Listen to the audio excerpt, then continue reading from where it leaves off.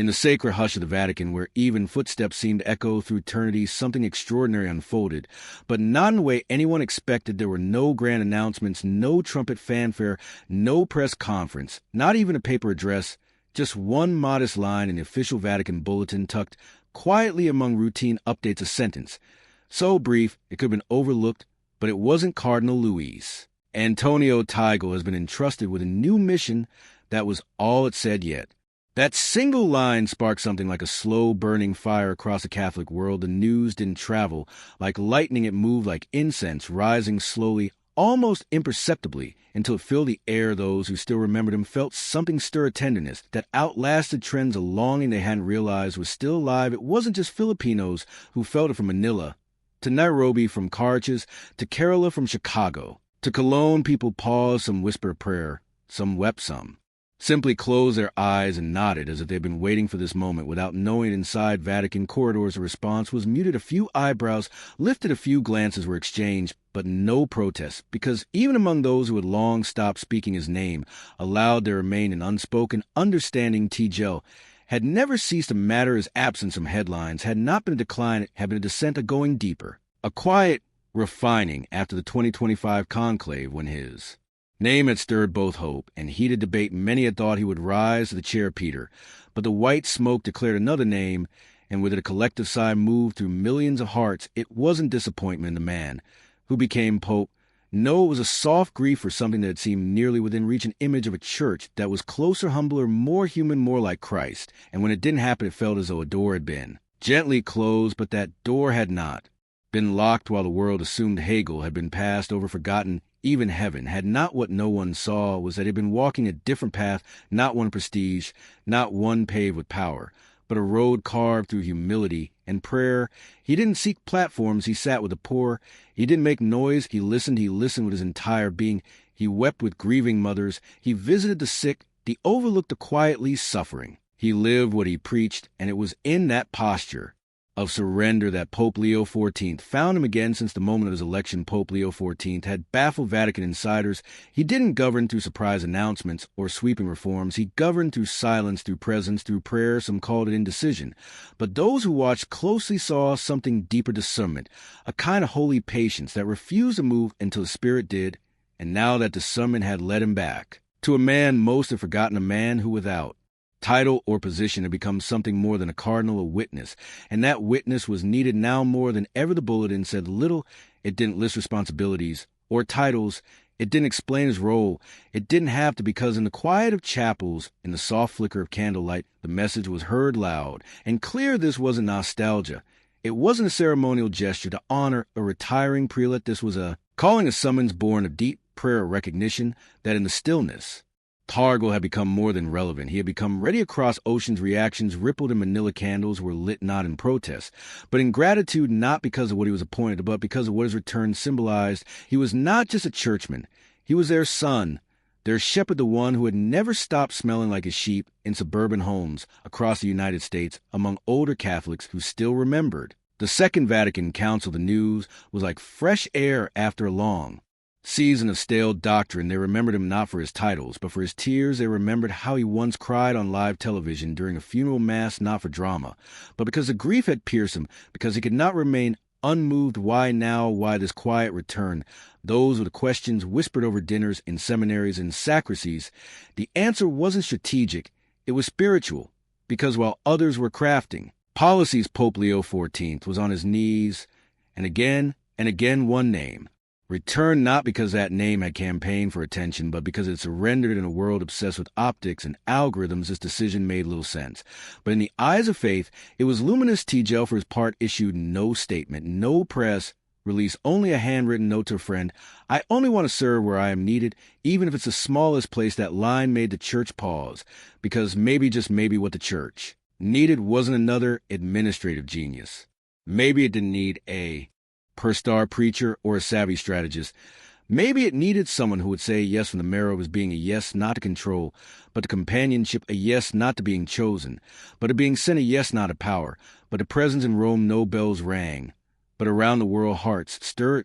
Was as if a flickering flame had been noticed and invited to lead, not through force, not through fame, but through fire, a silent fire. And it had just been Rekindled Luis Antonio Tagle had vanished, or so it seemed after the 2025 conclave when his name had fluttered in the air like a banner of possibility.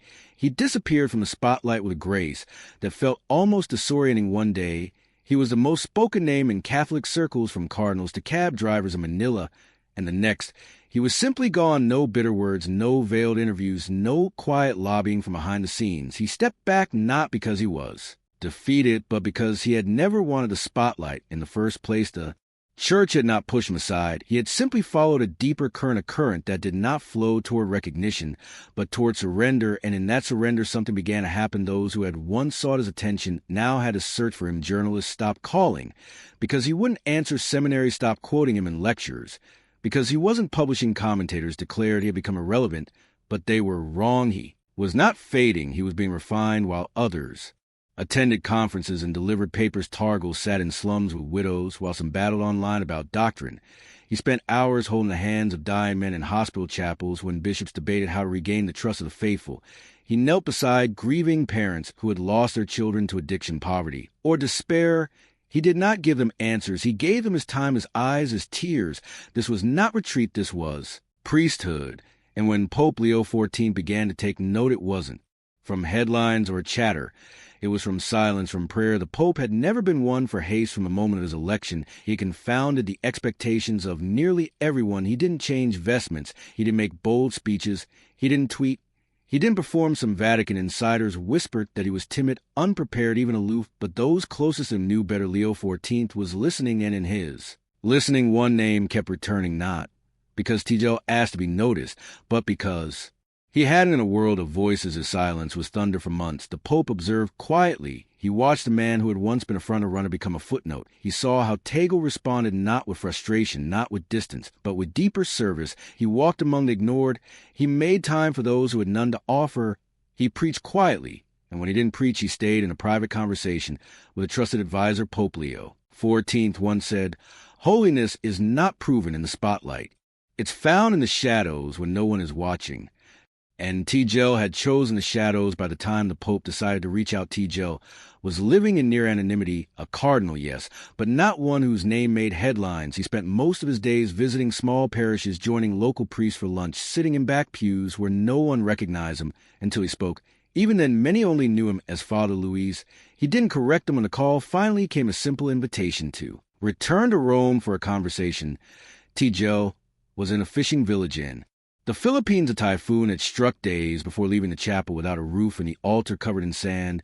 He was sleeping on a mat under mosquito netting held up by sticks when the messenger arrived. He didn't rush to leave. He stayed to offer mass under the open sky. The next morning, as the sun rose and the sea breeze kissed the salt-crusted faces of the villages, he delivered a homily that no one would forget. Jesus slept in the boat during the storm. He said gently, not because he didn't care, but because he was already present. Sometimes God is not loud. Sometimes he is simply near. The people wept not because the words were new, but because they felt true. Only after breakfast did Tagle begin the long journey to Rome. He didn't pack many things: a breviary, a rosary, a small cross made from driftwood that one of the children had given him. He took a simple flight, dressed not in clerical regalia, but in the same black shirt and worn shoes he always wore at the airport. No one recognized him at the Vatican gate. The Swiss guard greeted him with a nod, not ceremony. There was no fanfare, just a return when he arrived at the Domus Sancta, the simple guest house where Pope Francis had once chosen to live. A sister handed him his key. Without fanfare, "Your room is ready, Eminence," she said softly. "Welcome home." That night, he went to the chapel where he had once wept after the 2025 conclave, the same wooden pew, the same flickering sanctuary lamp, but this time he did not cry. He waited not for an appointment, but for the will of God. The next morning the Pope arrived alone. No aides, no secretaries, just two shepherds seated side by side in silence. After a long pause, Pope Leo XIV spoke. "I don't bring you a title," he said. "I bring you a mission." Tagle said nothing. The Pope continued. "The Church is not bleeding because she lacks strategy. She is bleeding because she has forgotten how to kneel. I don't need another manager. I need someone who still weeps." Tagle lowered his eyes. "I'm afraid I have little left to offer." He whispered, "Only presence." "That's exactly what I need," the Pope replied. They embraced. No documents were signed. No press releases were prepared. And yet something eternal was sealed in that room. It was not the beginning of a campaign. It was the ignition of a flame in that modest exchange. Two men, one quiet pope, one quieter cardinal, began to lay the foundation for a revolution, not of institutions, but of hearts, not through titles, but through tenderness, not through power, but through presence. And the church would never be the same. The morning air in Rome was damp with early fog as Cardinal Tagle rose before dawn. Just as he had done for years, there was no alarm clock, only the rhythm of prayer that had become part of his bloodstream. He moved quietly through the halls of the Domus Sancta Martha, slipping into the small chapel where he had once knelt in silence after the 2020. 5 conclave back then. He had come in sorrow, now he returned. With a different weight, not of loss, but of trust, he sat in the same pew as before, hands folded, eyes closed, no words were needed. The presence of God filled the air like breath, and in that stillness, he listened not for instructions, but for peace. Later that morning, he met again with Pope Leo XIV. There were no formalities, no official agenda. The Pope entered, without his white cassock, dressed instead in a simple gray sweater and soft slippers. His smile was tired, but full of warmth. They greeted one another like brothers, not colleagues. "Do you remember what you said during the conclave?" the Pope asked gently. Tagle nodded. "You said the Church doesn't need another plan, it needs a pulse." Leo smiled, eyes gleaming. "I've never forgotten that." The two men sat in silence for a moment of quiet, as full as any conversation. Then the Pope leaned forward. "Luis, I've been praying about the Church's mission. We've published documents, held synods, restructured dicasteries, but the people are not asking for more answers. They're asking if we still see them, if we still sit with them in the ruins." Tagle looked down, his voice barely above a whisper. "Sometimes I feel like I have nothing left to offer but presence. That's exactly why I've called you." The Pope said without hesitation. A candle beside them flickered, casting soft light on their faces. Outside the city of Rome was beginning to wake inside that small room. Something sacred had already been decided. "I want you to help rekindle the churches." Missionary heart, Leo said, "not with new structures, not with money or marketing, but with encounter, with compassion, with presence. We lost touch with the peripheries. Luis, I want you to help us listen again." Tagle was quiet. His mind returned to the fishing village. He had just left a woman who had wept during communion because she thought God had forgotten her, the child who had given him a seashell and whispered, "Thank you for coming." He thought of the family still rebuilding their homes, their lives, with nothing but faith and salt in the air. "Where would I begin?" he asked, finally, not with a title. The Pope replied, "Not with an office. We'll shape it together. I'll give you the trust. You bring the presence." Tagle felt something shift inside him.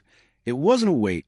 It was a call, not to control, but to accompany, not to govern, but to walk. "I will go," he said, "simply wherever I'm needed, even if it's unseen." That's exactly where it matters.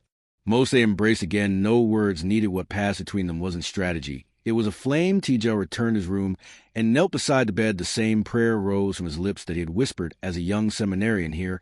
"I am Lord, I come to do your will." He packed slowly, not like a man preparing for prominence, but like a pilgrim preparing for the road. There was no press release, no Vatican event, no announcement on the bulletin board in Street Peter's Square, just movement, quiet, steady. Spirit-led Tagle's first visit was not far from Rome, just across the Tiber River to a parish in Trieste. It was a kind of place rarely photographed, where time and poverty had worn down both stone and spirit. The tourists came for the pizza. The locals came to survive. He entered unnoticed during morning mass, slipping into the back pew. He didn't wear red. He didn't announce himself. He simply prayed. After mass, he approached the parish priest, a young man from South America, barely 4 years ordained, with bags under his eyes and weariness in his soul. They shared a simple meal of bread and soup. In the rectory kitchen, the priest spoke honestly, roarily, about feeling like a failure, about the loneliness, about the fear that his home lives were falling on deaf hearts. Tagle listened. He didn't correct. He didn't advise. He simply nodded, his eyes steady and kind. At the end of the meal, he said, "One thing, keep the doors open even when no one comes there, especially." Then the priest wept. In the weeks that followed, Tagle began to move further north to Poland, where he sat with aging factory workers who remembered when faith was whispered in basement. He cried with them as they told stories of underground masses and rosaries hidden in coat pockets. At the end of one evening, he stood and said, "You have evangelized me." In Argentina, he joined lay missionaries working in dangerous neighborhoods, eating rice and beans with teenagers who had never seen a bishop, let alone a cardinal. He laughed with them, held their hands, and reminded them their hope was contagious. None of these visits were reported in Vatican media. They weren't supposed to be. They weren't about performance. They were about presence. Word spread not through headlines, but through hearts. Photos began to appear. Not posed portraits, but grainy cell phone Images are cardinals sitting with a homeless man in black cassock, smudged with mud, a tired face lit by candlelight, bent in prayer, no selfies, no statements. Just presents Tagle wasn't trying to build anything. He was letting himself be built into a witness behind it all. Pope Leo XIV watched from afar. He didn't supervise, he prayed. In one letter to Tagle he wrote, "The embers are glowing again, keep breathing, gently the flame is near." Tagle never asked how long the mission would last. He didn't keep a calendar, he had no blueprint, his only metric. Did someone who had felt forgotten now feel seen? That was enough. The missionary renewal had no brand, no campaign, no logo, but it had a heart, and the heart was moving again. Cardinal Luis Antonio Tagle never wore the mission like a badge. It was never about being sent with authority, but about going where love was needed. And as he quietly traveled from one forgotten place to another, people began to sense something unusual about him. He didn't enter rooms with power. He entered them with peace. There were no news cameras to greet him, no reporters chasing quotes. His first official visits weren't to cathedrals or chancery offices, but to makeshift chapels in forgotten neighborhoods in Naples. He joined a small group of elderly nuns who had been working in silence for decades among migrants. He didn't deliver a talk. He washed dishes after dinner. When they found out who he was, one of the sisters asked, "Why would a cardinal come here?" He smiled and replied, "Because I've come to learn." Everywhere he went, he listened first. When modish people tried to refer to him, he gently disarmed them with kindness and mercies. He attended a gathering of exhausted priests who served in crumbling parishes surrounded by social unrest. They expected him to offer a lecture. Instead, he asked a single question: "What breaks your heart?" Most these days a room grew still. One priest finally spoke, then another. Before long, the whole room was speaking. In tears, he didn't offer solutions. He shared silence. He shared his own brokenness, and in that sacred space healing began. He traveled without luggage. He carried a tattered satchel with Bavaria's small crucifix and a folded notebook where he wrote down names not for power, but for prayer. He moved through Europe, not like a cardinal conducting visits, but like a shepherd looking for scattered sheep in Belgium. He sat in the back of a parish where the pews were half empty, and the choir had dwindled to two after Mass. The elderly pastor who had served for 40 years greeted him with a sigh, "We've done our best." But the fire's gone out. Tagle reached into his coat pocket and took out a small candle stub, barely two, and left from a vigil in the Philippines. He placed it in the man's hand. This came from a woman who lost everything in a flood. She lit it anyway for the church, for all of us. The pastor looked at it as if it were gold. In Spain, Tagle walked through alleyways known for their darkness, not their devotion. He met former priests who had left their vocations not out of scandal, but out of despair. Some now lived in quiet shame, feeling forgotten and discarded. Tagle visited one of them, now running a small bakery. In Seville, they talked for hours over bread and bitter coffee. "You're still a priest in God's heart," Tagle said gently. "He has not released his hold on you." The man cried. For the first time in years, he allowed himself to believe it might be true. Tagle never made a speech about these visits. He didn't blog or film or tweet. Yet somehow word of his presence spread, not virally, but spiritually. A kind of sacred whisper. People in little parishes began lighting candles for the shepherd on the road. They didn't know exactly what he was doing, but they sensed something was being restored. Even bishops, initially puzzled by his quiet role, began to lean in. They hungry. He was invited to address a diocese synod. They prepared a dacis microphone instead. He asked if he could sit at the round table like everyone else. No special chair, no formal title. "Let me just listen," he said at the end. He stood briefly and offered a single phrase: "The gospel is not proclaimed from a stage, it's passed from heart to heart." Those were the only words he spoke that day. What the church had expected was an administrator. What they received was a friend in letters he sent to Pope Leo XIV, always handwritten, never typed. Tagle didn't list statistics or accomplishments. He told stories of a deacon who had considered quitting but stayed after a stranger prayed with him, a grandmother who had buried her fifth grandchild and still managed to sing a Maria with a broken voice and unbroken faith, a teen who had never heard a bishop speak before, but told him after, "I didn't know God could look like love." The Pope read these letters with reverence. He kept them in a wooden box beside his bed on particularly difficult days. He opened one at random. It reminded him that the church was still alive, not because of programs, but because of presence. Tagle's mission wasn't fast, it wasn't flashy, but it was faithful, and slowly something began to happen. Parishes once deemed dying began to pray with new hope. Seminaries once caught in bureaucracy started inviting local workers to speak about vocation. Bishops stopped asking, "What can we implement?" and began asking whom could we serve, not because of edict from Rome, but because a single man had dared to go to sit to walk to kneel back in the Philippines. News of his work began to reach communities who had never stopped praying for him, a young seminarian in Cebu wrote in his journal. He didn't become pope, he became something greater, a quiet apostle to the broken places. One day in a small French village where Tagle had stopped to pray, a boy ran up to him and asked, "Are you famous?" Tagle laughed. "No, I'm just a friend of Jesus." The boy thought for a moment, then that's better. In every encounter, every whispered prayer, every handheld Tagle made the invisible visible. Again, the church was not a monument. It was a movement. And he was walking right in the middle of it. He had not been promoted. He had been sent. There were voices in the Vatican that still questioned all behind closed doors. Whispers floated among the marble halls and frescoed corridors. What exactly is Tagle doing? Some asked, where is his office? What authority does he have? Others raised sharper doubts. Is this even a real assignment, or just a sentimental gesture by Pope Leo to those looking for a hierarchy, for structure, for charts and directives? Tagle's mission looked like vapor, had no logo, no press team, no budget, just a man walking into forgotten spaces and choosing to stay a while in a church where everything was measured, attendance, ties, growth. His work didn't seem to fit. There were no KPIs for presence, but the Pope knew and God knew the rest could catch up. Or not. Tagle was in Prague now, but not in the famous cathedral. He was visiting a community tucked into a housing block on the city's outskirts. It was a group of elderly Catholics, many of them refugees from past regimes, who met in a converted basement each week to pray. There was no priest, just a single consecrated host kept lovingly in a tabernacle behind a curtain. When Tagle arrived, they didn't recognize him. He didn't introduce himself. He simply joined them in the cold basement, knelt on the cracked tiles and prayed. When they sang, he sang. When they held hands, he held theirs. Only when one of the women asked if he was visiting from Rome did he quietly reply, "Yes, I came to learn how faith stays alive in silence." That night, when the group realized who he was, many wept, not because he had authority, but because he had bothered to become a retired teacher, approached him with trembling hands. "We thought Rome had forgotten us." Tagle held her hand and whispered, "Rome remembers through you."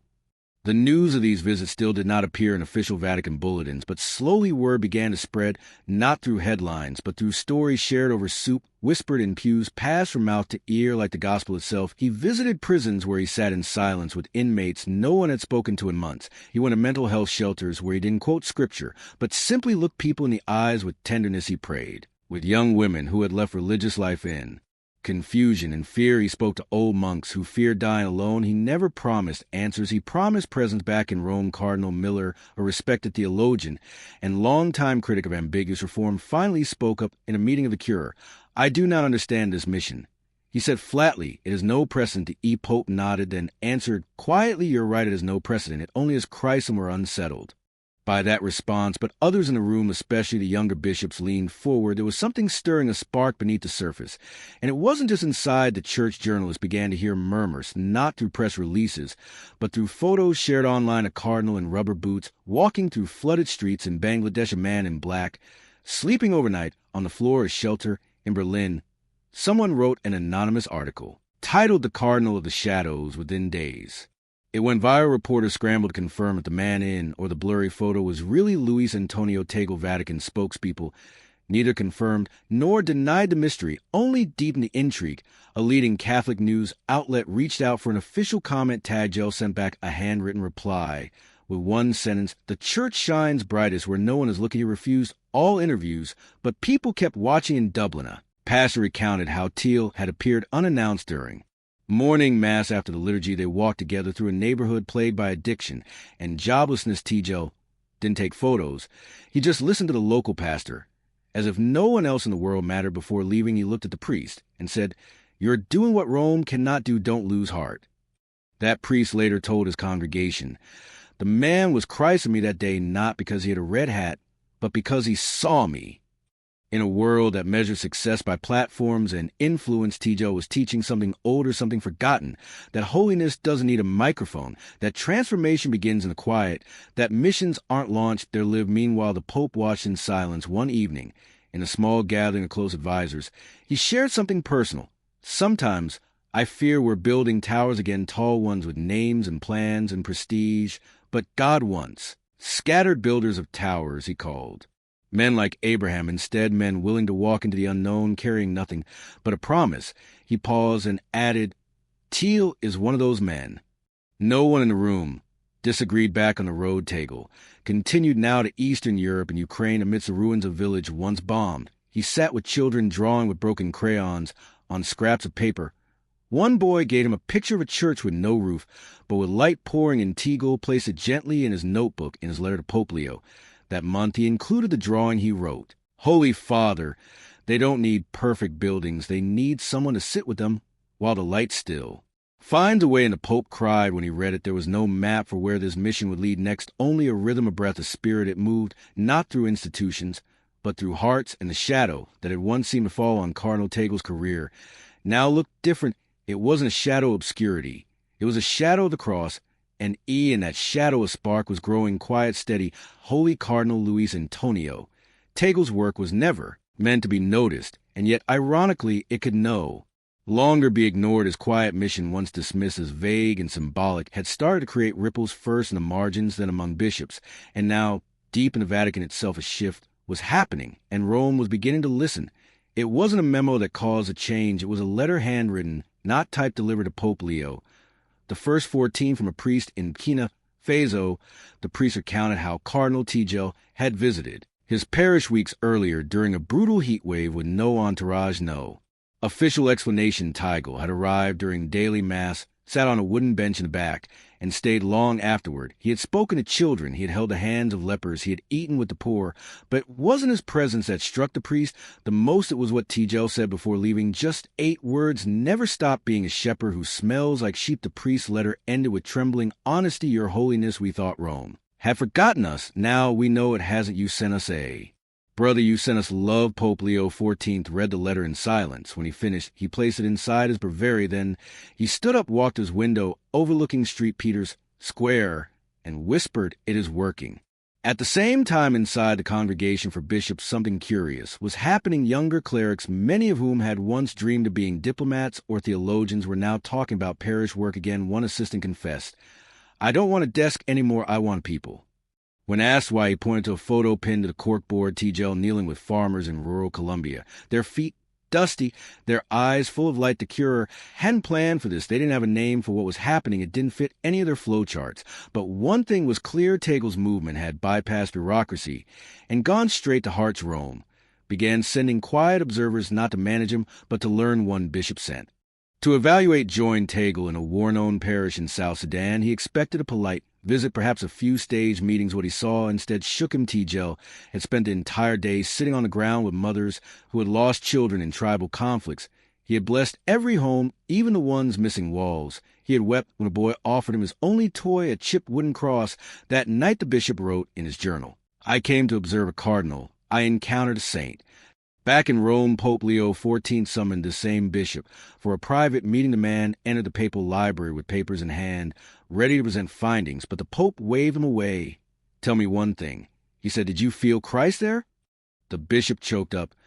Yes, Holy Father, in him and everyone around him, Christ was very near. The Pope closed his eyes in prayer. Then we must protect this. Soon after, Rome began to quietly support Tagle's travels, not with press releases or new titles, but with resources. Funds were discreetly funneled to parishes. He visited broken roofs, were mended, retreats were offered for exhausted priests, scholarships were created for seminarians. He had met no one claimed credit. Not even Tagle knew. The Pope called it the mission beneath the mission. Tagle himself remained unaware of the growing attention. He didn't read reports. He didn't track statistics. His focus stayed on the person in front of him. In Bolivia, he visited a mountain village where Mass hadn't been held in 5 years. The locals didn't ask for doctrine. They asked if God still remembered them. He answered with presence in Vietnam. He sat with a family whose house had been bombed decades earlier. They offered him tea in silence. He drank it, slowly weeping, as the mother described burying her children during the war. No priest has come here in 30 years, she said, until now. He held her hands for a long time. None of this made headlines, but in Rome a deeper realization was dawning. For too long the church had been obsessed with structure and survival. But here was a man showing something ancient, that true renewal never begins in halls of power. It begins in homes, with no doors and people with no platform. One evening, Pope Leo XIV met with a group of seminarians from Africa, Asia, and Latin America. He asked them a simple question. Whose voice are you listening to as you prepare for priesthood 1? Students stood up and said, Cardinal Tagle, because he's not trying to be anything except what Christ asks. The Pope nodded slowly. Another added, he is the echo of the church we need. In the weeks that followed, something unexpected happened. Bishops who once dismissed Tagle began inviting him to speak, not at conferences, but at retreats. They didn't want theology, they wanted testimony. They asked how to love again. He never brought a speech, only stories, only tears, only silence, and something in that silence healed them. Eventually, even the Vatican Communications Office quietly began collecting testimonies, not for publication, but for preservation. We need to remember this one young staffer said, one day this will be called a turning point. They gave an unofficial name, the Mission of the Wounded Heart. Meanwhile, Tagle kept moving. He had no schedule, no end date, just one commitment to go where the light was fading. In a small village in Peru, a girl gave him a bracelet made of grass and said, please don't forget us. He looked into her eyes and replied, only the church that forgets the poor forgets Jesus. That phrase would later be carved onto a plaque in that village's new chapel, but Tagle never saw it. He was already somewhere else, walking, praying, listening. And in Rome, the bells of St. Peter's rang out, as they always had, but for those listening with new hearts, their sound felt different. They weren't calling people to power. They were calling them home. It was early autumn when Cardinal Tagle arrived in Lyon.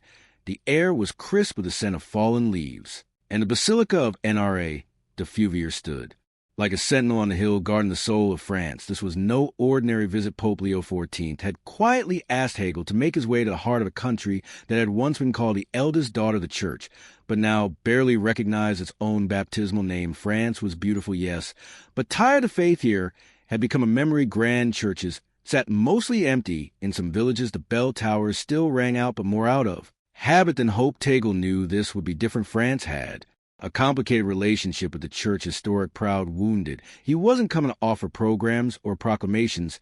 He came once again to listen. He stayed with a small community of lay volunteers who lived in the outskirts of Lyon, serving immigrants. And the elderly's room was simple, just a mattress, a crucifix on a wall, and a small table for his notebook and breviary. That first night, he didn't sleep much. He walked through the neighborhood, watching the glow of televisions in windows, hearing the soft hum of trains in the distance, feeling the ache of a people who had everything but seemed to carry a quiet loneliness. The next morning, he visited a local parish school where many of the children were non-religious. Some had never even been inside the church attached to their building. A teacher gently introduced him to the class. This is Cardinal Tagle. She said he's from the Vatican. The children looked puzzled. One of them, a curious girl with freckles, raised her hand. What is a cardinal? She asked. Tagle smiled at someone who helps the Pope. She thought about it for a second, then asked again, do you know God? There was a question heavier than it sounded. It hung in the air like incense. I try. He said honestly, every day the room was silent. That evening, he attended a small dinner with French clergy, priests, and religious who had seen their churches shrink year after year. Many were discouraged. Even cynical one priest spoke with bitterness, saying, we used to have full pews, now we have tourists and ghosts. Tagle didn't correct him. He simply listened. Then he asked quietly, what if the church isn't dying but being pruned? They looked at him unsure. He continued, Jesus said his Father is a gardener, and pruning feels like loss, it looks like failure, but it prepares for fruit. The silence deepened. For the first time in years, one of the older priests allowed himself to hope out loud. And what if we're the ones being pruned, not just our parishes? Tagle nodded. Then we are even closer to Christ. The next day, he traveled to a rural town in Normandy where the local bishop had quietly organized a gathering of former seminarians, men who had left the path to priesthood for various reasons. Some had families, others felt unworthy. All carried a story of calling that had somehow unraveled. Tagle sat in the circle not as a superior, but as a brother. One man with tears in his eyes confessed, I still dream of preaching, but I'm divorced now. I don't know where I fit. Tagle took a long breath and said, you still have the fire. God doesn't waste fire, it just might burn in new ways. Another man said he no longer believed in the church, but missed the Eucharist every day. Tagle didn't try to win him back. He simply said, Christ misses you too. Word of these gatherings began to spread, not through headlines, but through hearts. People began coming from miles away, not to be instructed, but to be seen. And it was here in France, in a small parish near Bordeaux, that one encounter would become legendary. An elderly woman named Colette approached him after Mass. She had been a faithful Catholic in her youth, drifted away for decades, and only returned after her husband's death with tears in her eyes. She said, "I don't know if I still belong." Tagle took her hand and said gently, "If you have a heart that beats, then you belong." She wept into his cassock later. When Colette told that story to a friend, it spread like a spark. Priests began repeating it in homilized bishops, included it in letters of phrase, began appearing in churches across France, written in chalk near the entrances. If your heart still beats, you belong. It became a quiet rallying cry. Meanwhile, back in the Vatican, some advisors to Pope Leo XIV began suggesting more structured support for Tagle's work, perhaps a formal title department or a digital platform. The Pope refused. He is not a campaign. He said he is a witness. Instead, the Pope began incorporating Tagle's insights into his own homilies, quoting letters telling stories, speaking of the Church of the Small Flame. He reminded people that revival would not come with applause, but with fidelity. Cardinal Tagle is not building a brand. He once said, he is keeping a light alive in places where the wind is strong. Tagle continued moving one evening in Paris. He walked along the Sun River, remembering the words of Pope Benedict XVI, who once said that the church would become small again, more faithful, more hidden, more true. And as he stood there watching the city lights flicker on, he whispered a prayer. "Lord, let me help prepare that church, quietly, gently, faithfully." He returned to his modest room and opened his notebook. On the last page, he wrote down a question the little girl in line had asked, "Do you know God?" He stared at it for a long time. Then slowly, he added an answer, "I know him. When I see love in places the world has forgotten." It was raining in Lourdes when the call came. Cardinal Tagle had been sitting alone in a pew long after the candles had flickered out and the pilgrims had retreated to their hotels. The sound of water dripping from the ceiling echoed in the quiet sanctuary, blending with the whisper of prayers still lingering in the air. His phone buzzed gently in his coat pocket. He checked the screen. Leo XIV. No one else called like that. Not the Pope, not your holiness, just Leo. Tagle answered quietly, "Yes, Holy Father." There was silence on the other end, the kind of silence that usually meant something important was about to follow. "I need you to come back to Rome," the Pope finally said, "not to stay just for a few days. I want to speak to you face to face." Tagle's heart didn't race. He was afraid, but he did feel something stir like the shift in wind before a storm. "Yes, of course." He answered. "When tomorrow," the Pope said, "there are things I need you to see." The line. When dead Tagle sat there for a long time before getting up, he walked out into the rain, letting it soak his shoulders. He didn't open an umbrella. He simply looked up at the statue of Our Lady and whispered, "I'll go." Like always, the next morning, he boarded a train, avoiding the Vatican's usual transport, and quietly slipping into a corner seat. He kept his collar hidden, just another traveler among many on the journey. He read from the Psalms. He stopped at Psalm 43, "Send forth your light, and your truth let them guide me." He closed his eyes and prayed that prayer over and over again. When he arrived in Rome, it felt like the city had changed. The air was heavier. The conversations around him were different. He sensed that the Vatican had been holding its breath. He entered through the side gate, bypassing security, with a nod from a guard who had seen him come and go before no one announced his arrival that night. He stayed in a modest guest room near the Domus Sancti Martha. He didn't unpack. He didn't sleep much. At sunrise, he was escorted to the Pope's private chapel. Pope Leo the First 14th was already there kneeling. Tagle knelt beside him. They prayed in silence for nearly half an hour. Then the Pope turned and whispered, "Come, let's walk." They strolled through Vatican gardens. It was early enough that no one else was around. Birds chirped softly. The fountains murmured. The Pope walked slowly, deliberately. He carried a small leather-bound journal in one hand. "I've been watching your mission," the Pope said gently. "I didn't realize there was anything to watch." Tagle replied with a half-smile. "Oh, but there's," Leo said, "and not just with my eyes. The church is watching too, and some are worried, yes, because they can't control you. Because you reminded them of something dangerous. What's it? That love doesn't need permission." They walked in silence again. The Pope stopped near a bench shaded by a cypress tree. He motioned for Tagle to sit. "I've received letters," Leo said, "from bishops, from nuns, from lay people, even from atheists. They all say the same thing. There's a man walking among us who makes us believe again." Tagle looked away, embarrassed. "But I also received a different kind of letter," the Pope continued, "from a senior official." He said, "Your mission was misleading the faithful by sentimentalism." Tagle didn't respond. He didn't have to. The Pope chuckled.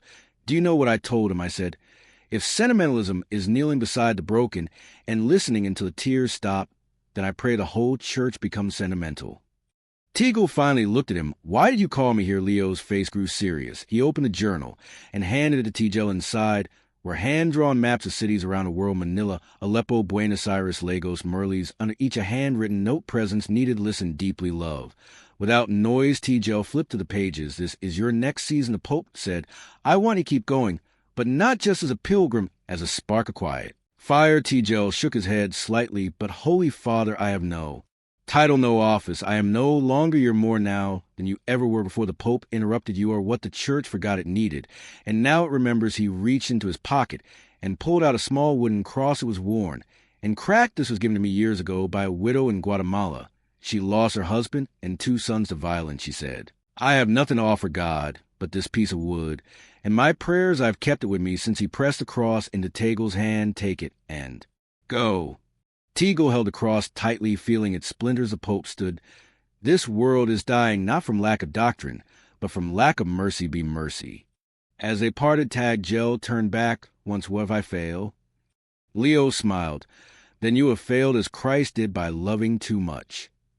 Tagle left Rome that afternoon. No press, no announcement, just a cross in his pocket and the fire in his chest. That night back in Lourdes, he knelt once again at the grotto. He didn't pray for strength, he prayed for softness, that he would never grow hard, that he would always walk slowly enough to notice the broken ones, and that he would never ever believe that silence was a waste of time. In the months to come, he would carry that small wooden cross into slums and palaces, into mosques and cathedrals, into deserts and city streets, and the whisper of Lords would follow him everywhere. Be Percy. The air was damp beneath the city of Shanghai. Tagle could feel it seeping into his bones as he descended the narrow stairway. Hidden behind an old bookstore, the room below was dimly lit by candles with plaster peeling from the walls. It was a far cry from the soaring drowse of Europe or the ornate basilicas of Rome, but for the small community gathered there, this was sacred ground. He didn't wear his cardinal's robes, just a simple dark jacket and a wooden cross tied around his neck with twine, the same cross Pope Leo had placed in his hand weeks earlier.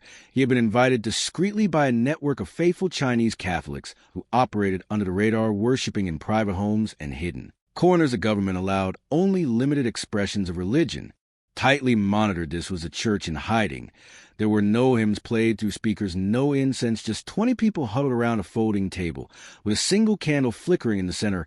A young priest in jeans and a sweater stood at the makeshift altar, his hands trembling as he lifted the host. Tagle stood at the back, his head bowed. When the priest saw him, his voice faltered, but Tagle didn't move forward. He stayed silent. The mass continued afterward. The priest approached him in the quiet. Why did you come here? Tagle answered to remember what faith feels like when it costs everything. The priest's eyes welled up.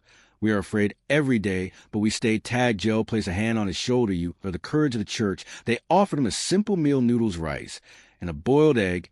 As they ate, an elderly woman shared how her husband had died in a labor camp for refusing to renounce his faith. He died praying.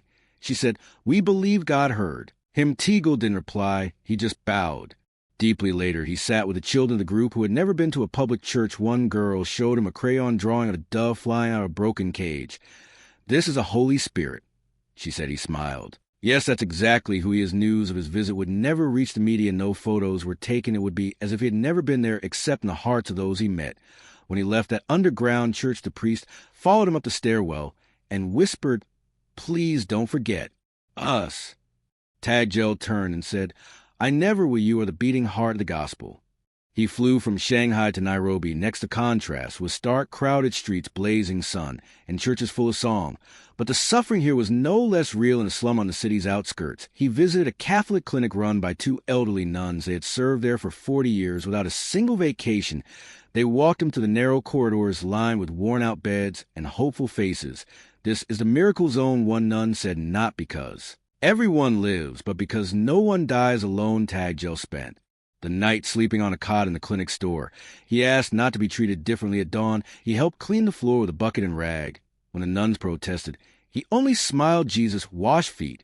I can wash floors. The next morning, a young woman dying of cancer asked to speak with him. Her voice was weak. They say, I only have days, I want to confess, but I haven't in years. He knelt by her side. They spoke in whispers for over an hour at the end. She said, I'm ready now, not for death, for light. He placed a Eucharist on her tongue. Her face shone. That night, Tagle wrote in his notebook, it is not theology that is saving people here. It is love that stays in a room. From Nairobi, he moved to Poland there. He walked through the snow-covered ground of Auschwitz alone, no entourage, no speeches, just silence. He prayed in front of the cell of Street Maximilian. Colby, the priest who had volunteered to die in place of a stranger, he touched the walls and whispered, "Teach us again how to love beyond fear." A young seminarian from Poland saw him there and approached. "Eminence," he said nervously, "what are we supposed to do with all this history, the suffering, the evil?" Tagle looked up slowly and said, "Carry it, don't fix it, just carry it with Christ." Later that night, he gave an impromptu talk to a group of students gathered in a small chapel. He didn't read from notes. He didn't preach. He told them stories about a girl in China, the nun in Nairobi, the dying woman, who asked for light. Then he said something none of them forgot. The church doesn't need louder voices. It needs braver hearts. Back in Rome, Pope Leo XIV received handwritten updates from Tagle. Every few weeks, no reports, just letters, each one full of names and moments and little miracles. The Pope read them late at night. He often wept one night after reading about the underground mass in Shanghai. He stood before the Blessed Sacrament and whispered, "Lord, hide him in your wounds, keep him there."